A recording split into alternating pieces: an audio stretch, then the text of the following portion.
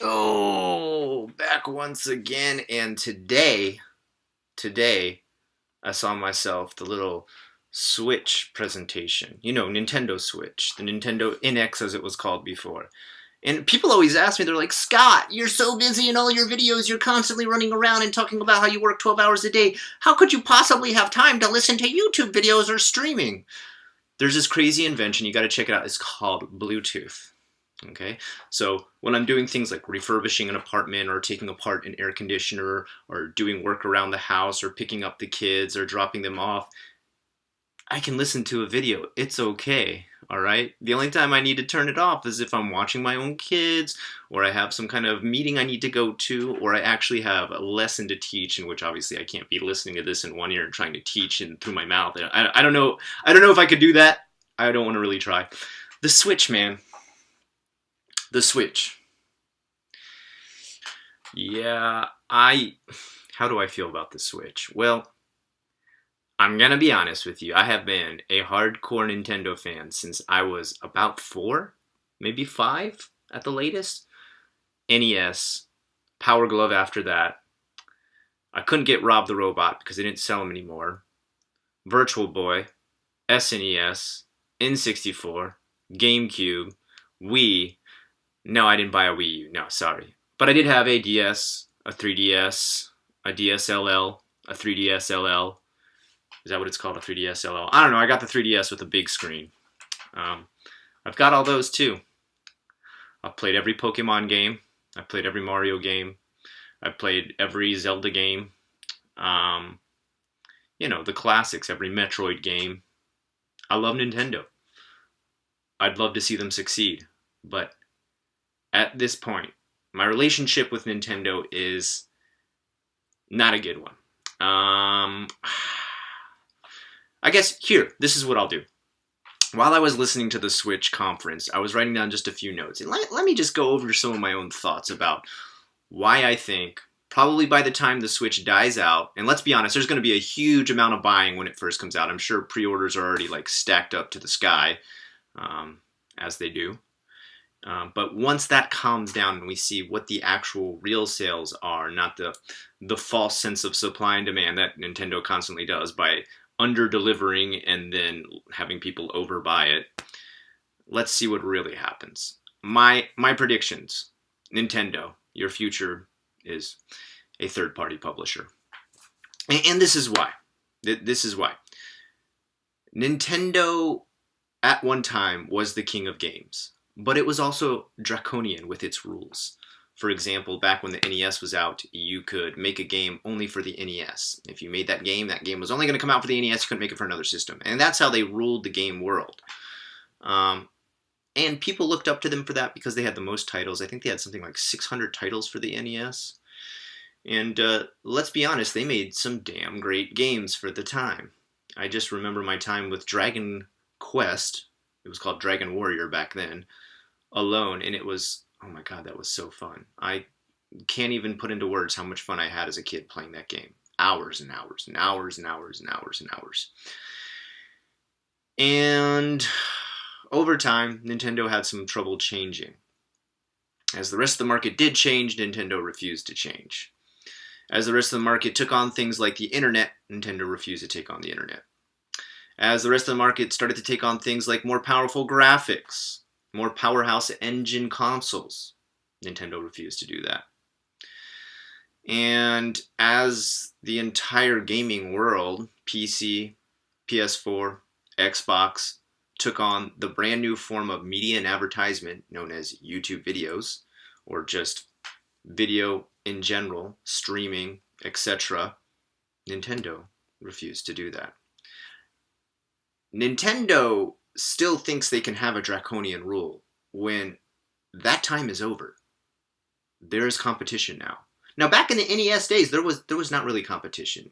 We could kind of talk about Sega a little bit, but let's be honest. They were at the worst neck and neck. At the best, Nintendo was leagues above for a while. I'm not saying the whole time. When SNES came out, I think you start to see that fade a little bit. It was a little bit wishy-washy between the two. And, now we're into everything that they're trying to do as a draconian company. They hate fan-made games. And I'm not talking about fan-made games that try to get money. These are games that people make to honor the stuff that they love from Nintendo. Nintendo out of their way to crush these games, to wipe them off the internet, to do a cease and desist order to the people who make these. Now, you may say, hey, Nintendo has every right to do that, and they do. You're right. But having the right to do it, and if it's good business, are two different things. Okay? Every time somebody made me a piece of fan art, I could get angry and say, hey, how dare you copy my likeness? I can't believe you sent me this copy of myself. I'm going to go ahead and sue you or send you with the DMCA, take down this picture from the internet. That's what Nintendo's doing. Imagine if I did that. How many viewers would I have left? Probably a big goose egg. All right? How many subscribers would come after my channel? Probably a big goose egg. Oh, we make stuff for Scott to tell him how much we like his channel, and he tries to sue us. We make pictures for Scott, and he tells us to take them off the internet. You wouldn't like me very much, and understandably so. That is the equivalent to what Nintendo is doing when they attack fan-made games. Now some people say, well, some of those people that try and get money from it, some websites will upload it and then they try to get money from it. So Scott, you just don't know what you're talking about. You know what, Nintendo? There's a very simple way to take care of that problem. You're coming out with this brand new online service with your brand new Switch. You talk to those creators about only coming out with those games for your online service. The only way they can purchase it is through that. Then, not only do those people who make your awesome games get money, get recognition, and get royalties, and you share that money with them, but those sites that illegally sell them also can be rightfully hit with a cease and desist, and other fans will be happy that you did that. The ones that paid money will be happy that you did that. Nintendo hates the internet. Nintendo hates YouTube. If I want to go ahead and show a Nintendo game on my channel, I have to give 40% of anything I make from that video to Nintendo. Now, mind you, the only way you can show a Nintendo game is by buying Nintendo stuff. So you're already making a purchase to show their stuff so that they can take money from you. Does that sound logical? Because to me, no. There was a big uprise around the community that Mario Maker came out. Now, I don't know how many of you know about this, but I'm sure a lot of you do know this. Minecraft is huge on YouTube. You can go to 1 million channels. Even my channel has some Minecraft on it. And when Nintendo came out with Mario Maker and Mario Maker 3D for the 3DS, many, many gaming companies out there said, you know what? This is going to be as huge as Minecraft. The amount of things you can do in this amazing game, this amazing creative system, could compete with Minecraft. Did Nintendo let that happen? No. How many Mario Maker videos do you see on YouTube? As many as the Minecraft videos? I don't think so. Nope. And that's where Nintendo has clearly shot itself in the foot. I don't get it. I don't understand why. I do understand why. It's old men. Old men run a lot of the companies here in Japan. Old Oyaji CEOs. Running stuff like it's still early 1990, bubble era Japan, where they ruled the world with an iron fist and a huge grip on that tight wad of very, very expensive yen. Yen was awesome back in the bubble era. It was so powerful, it was worth more than the English pound. And people in Japan had so much money that jewelry stores all around Japan had trouble keeping jewelry in the stores. Tiffany stores left and right were sold out non-stop. Diamond, gold jewelry gone constantly because people were making so much money here. You could work a part-time job and almost make about what a middle-class worker made in America at the same time. That's how good money was here. That era's gone. It's called a bubble era because it pops and it stops. and Japan is not there anymore. And these guys are running their companies like it's still the bubble era, like Japan's still the most powerful game maker in the world, and they have no one else to compete with. That's how they're running it. But that's not actually how things are. No. Mm-mm. No, no.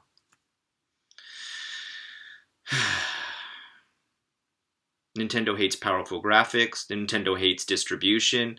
Nintendo creates false sense of supply and demand now. That mini console, some stores only got 3 of them. The mini NES Classic, some stores only got 3. They were sold out. Wow, that's crazy. I can't believe it was sold out when you only got 3 copies in a town that has like 1 million people. That's crazy. I can't believe it sold out so fast. Must be so popular. What? Battery life, graphics, more games. Can't play movies. Can't play music. Can't make phone calls. Can't be used as a GPS. Now people are like, no, Scott, it's a console. Okay, is it a console? Because some people are yelling at me that this is a mobile device. The Switch I'm talking about. Is it a console or is it a mobile device? Is it both? Well, it does barely either of either one. It's the most weak, least powerful, smallest console ever. And it's also a piece of crap mobile system. Do you want to see a really powerful mobile system that's come out recently? Super powerful. Blows the Nintendo Switch away. I'm talking, it's got things like more than 1080p. It's got a game library that's just unparalleled compared to the Switch. I mean, just that, literally thousands of games. It's got controllers you can buy for it that are super cheap compared to the very, very expensive ones that have come out for the Nintendo Switch. It can play movies. It can play music. It can be used as a phone. It can be used as a GPS. And also, I know this is going to blow you away. The Switch, even though it's got a 32 gig hard drive, this amazing piece of equipment I am talking about has 128 to 256 gigs of hard drive space. It's called an iPhone. I don't know if you've heard about these. They've been out for a little bit. But if I have this, why would I buy a Switch? Why? It doesn't make any sense. It's like, do I want to buy a shittier version of my own cell phone? Awesome, then I'll buy a Switch. Do I want to buy a shittier version of my iPad? Awesome, then I'll buy a Switch. Huh? And don't come at me with, oh, but Scott, you can buy SD cards to increase the hard drive space. Have you ever looked at the price of a 128 gig SD card? Or a 256 gig SD card? Do you know how much those cost? Almost as much as the system you'll be buying. Well, we're talking $100 to $200. That system's $299. Am I wrong? I mean, I don't know about you. That's how much they cost in Japan. They're about $100 to $200 American dollars. 128 or 256. Not only that, I don't know how all the technical stuff works. I'm not a technical master. You can probably figure that out just by listening to my videos. But an SD card does not work like a hard drive, people. Okay? It doesn't access memory the same way. Okay? That's going to screw with some games. Can't play CDs. It's not an MP3 player. It doesn't have Netflix. It doesn't have Hulu. I mean, Hulu's even popular in Japan. Even Netflix is becoming popular in Japan now.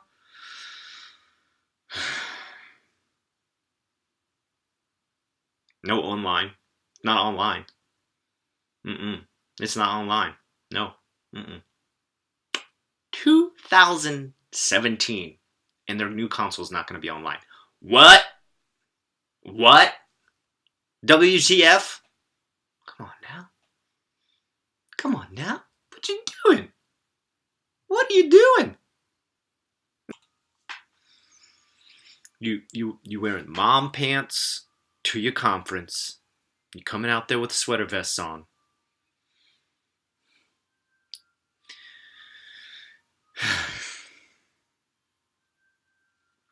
I want to see good games. I wanted to see a powerful system. I wanted to see something blow me away. Everybody said, oh my God, you can pick the system, I'm gonna take it out of your house. Really? Really? That's what's exciting about the Nintendo Switch. You can take the system out of your house. Okay? Now, really, there's a lot of systems you can already take out of your house and play for more than 3 hours, by the way. It's life being only about 3 hours on the highest resolution games. And you can play games with graphics that are better. The only thing Nintendo has made is a mobile system you can take out of the house that has Nintendo IPs that they refuse to put on other mobile devices, which, yeah, I get it. You have to do that or you're completely dead.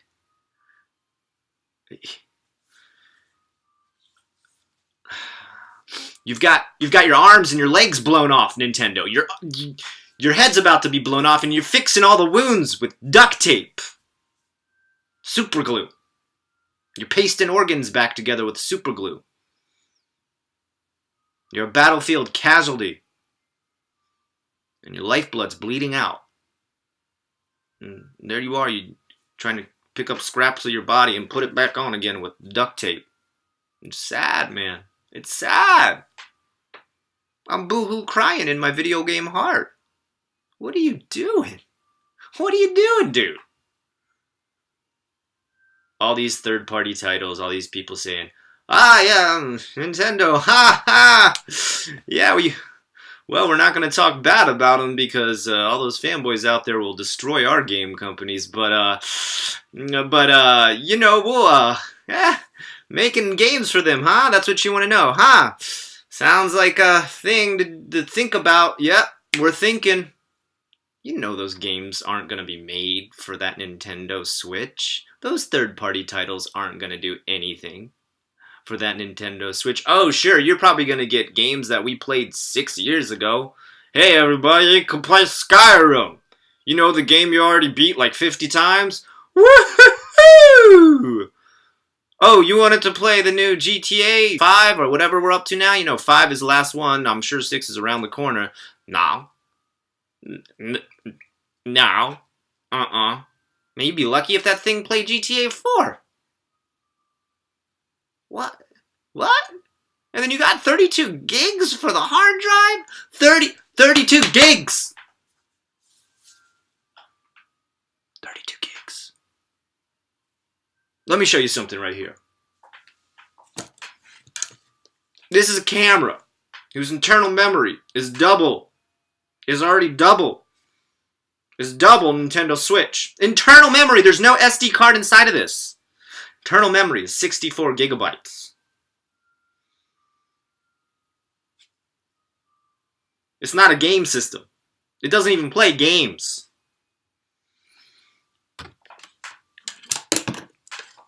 Do you understand? Like, do you understand it's 2017, right, Nintendo? I don't, you know. Nintendo is that... Nintendo is that friend, that high school friend who was the football hero.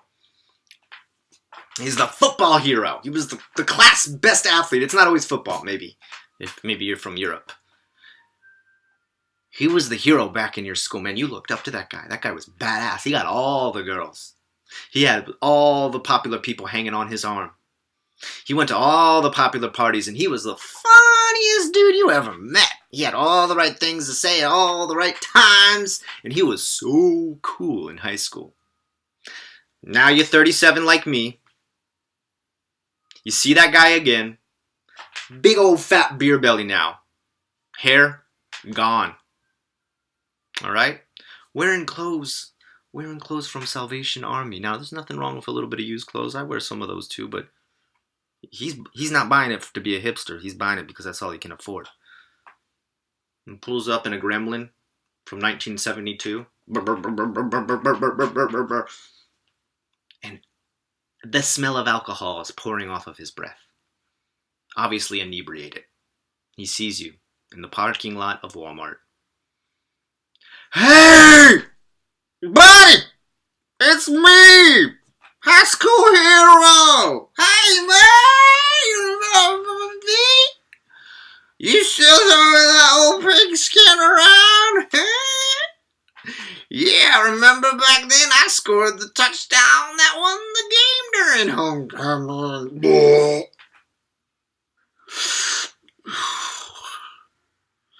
Yeah, those were the days. That's who Nintendo is right now. That guy you meet, you know, like 20 years later, and you're like, holy shit, what the happened to you? Why are you still acting like this? We're adults now. Nintendo, all the people who played you as kids are adults now. Maybe you should try to grow up with them. That's all I got to say, guys. Thanks for watching.